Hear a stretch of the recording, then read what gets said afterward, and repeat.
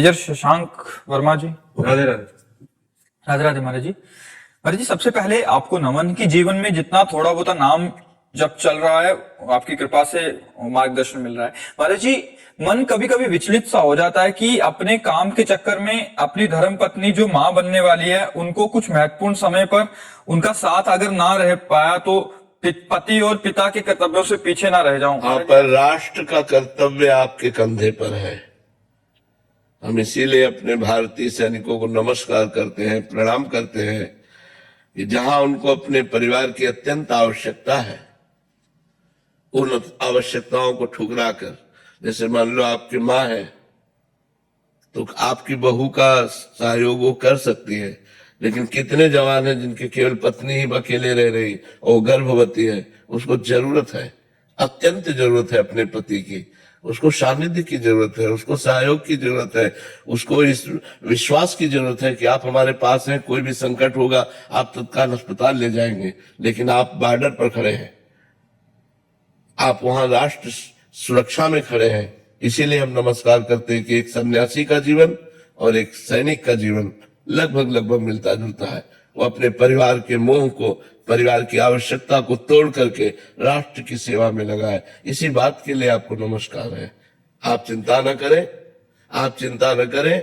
जब आप राष्ट्र सेवा में हैं तो जिनका राष्ट्र है वो भगवान आपके बच्चों को, आपकी पत्नी को, सबको सुरक्षित रखेंगे, वो उनका पालन पोषण करेंगे।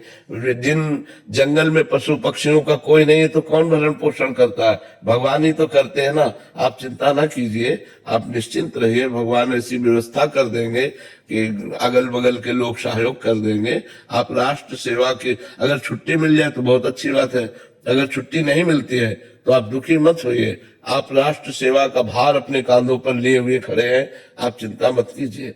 अगर आपको ऐसे ही गोली लगती है तो सीधे स्वर्ग जाओगे, और आधा कहकर पधारोगे तो भगवत धाम जाओगे। आपका अहित तो हो ही नहीं सकता, आप राष्ट्र सेवा में हैं। इसलिए आपको गर्व होना चाहिए कि हम सब कुछ त्याग करके अपने राष्ट्र सेवा में हैं। राष्ट्र सेवा में प्रधान हमारा धर्म राष्ट्र सेवा है और द्वितीय परिवार सेवा है। छुट्टी मिले तो भरपूर प्यार दीजिए अपने परिवार को, और जब दूर हैं तो मोबाइल आदि से उनको पुष्ट रखिए और अपने सेवा कार्य को देखते रहिए। क्योंकि हर आर्मी वाले के लिए बहुत बड़ी समस्या होती है। जो 1 महीने की छुट्टी में आता है, अपने परिवार में रच फंसता है। अब वो जब जा रहा है तो उसका छोटा बच्चा उंगली पकड़ के पूछ रहा है, पापा कब आओगे? अब पापा क्या उत्तर दें? पता नहीं आना होगा कि नहीं आना होगा। क्योंकि ऐसी राष्ट्र सेवा ये है कि बॉर्डर में खड़े हैं, कहीं भी तैनात है, कहीं भी किसी से भी मुठभेड़ है, आतंकवादियों से, कभी कहीं भी कोई भी क्षण मृत्यु अपना ग्रास बना सकती है। तो ये नमस्कार योग्य है कि वो अपने परिवार के मोह का त्याग करके, परिवार की सुख सुविधाओं का त्याग करके, हर पुरुष चाहता है कि मैं अपने घर में सोऊं, दिन भर कहीं भी काम करूं, रात्रि में तो अपने घर में सोऊं, लेकिन वो कहाँ कैसी कैसी परिस्थितियों में।